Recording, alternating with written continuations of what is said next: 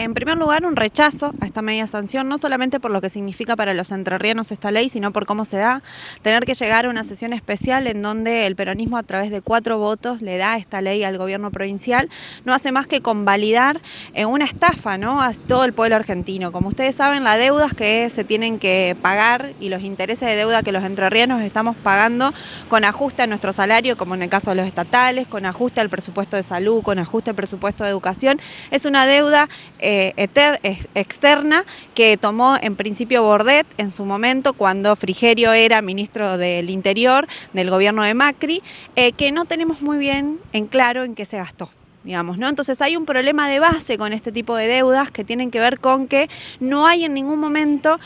información concreta de en qué se gastan esos dólares que los entrerrianos y las entrerrianas tenemos que devolver, y que en situaciones de crisis económicas tan profunda como las que estamos viviendo, hay un mecanismo que se toma, que es el de seguir endeudándose para pagar más deuda, algo que ustedes conocerán, por ejemplo, con los pagos del Fondo Monetario Internacional a nivel nacional, con los pagos de los fondos buitres. Es decir, es un mecanismo que utilizan diferentes potencias imperialistas para seguir sometiendo económica y políticamente a nuestros países, y que en la provincia se replica con esta lógica. El gobierno provincial no puede dar cuenta en términos económicos del financiamiento de la provincia, y en vez de reclamar lo que a los entrerrianos nos corresponde, que es, por ejemplo, la coparticipación a Milei, lo que hace es pedirle al Poder Legislativo que le autorice tomar más deuda que vamos a tener que seguir pagando en los futuros años. Entonces, desde la izquierda entendemos que estamos en un momento en donde hay que tomar otras medidas, como es suspender los pagos, auditar esas deudas, investigarlas, que nos digan en qué se gastaron esos dólares, porque nosotros estamos seguros que no se gastaron ni en educación, ni en salud, ni en obras públicas, y que las paguen los que las tienen que pagar, digamos, ¿no? La mayor parte de este tipo de endeudamiento se fugan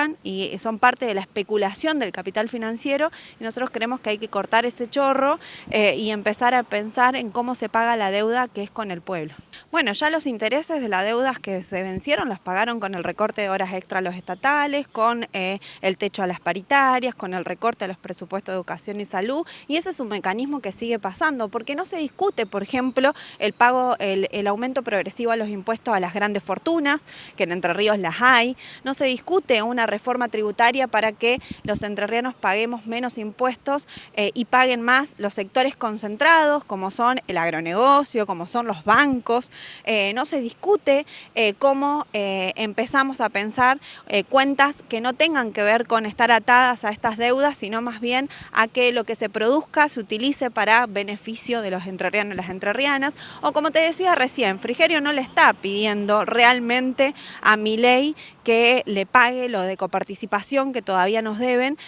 porque si no, no se entiende por qué van, por ejemplo, juntos en alianza a las próximas elecciones legislativas. Acá Frigerio sigue apostando en la provincia a replicar un modelo nacional que lamentablemente estamos pagando los trabajadores y las trabajadoras, y es algo cíclico. Todos los gobiernos, sean del peronismo en su momento, sean del macrismo, sean la Alianza de la Libertad Avanza, han pagado la crisis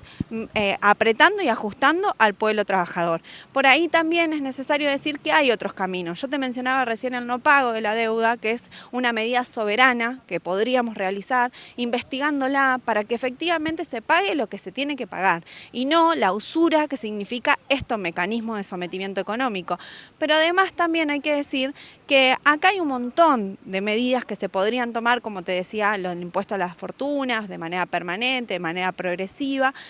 y también hay que empezar a denunciar aquellos cantos de sirenas de otros sectores, como el peronismo, que no solo le dan los votos a Frigerio a nivel provincial y también a nivel nacional para que este tipo de políticas se profundicen, sino que después salen a decir un sector, como es Val, como es Michel, que ellos están en contra. Ahora, cuando le preguntas, ellos te dicen hay que pagar la deuda. Bueno, las deudas externas con esta lógica son estafas al pueblo, porque no vuelven en obras, vuelven en más endeudamiento y en más ajuste. Entonces ahí es donde hay que frenar y pensar y barajar y dar de nuevo.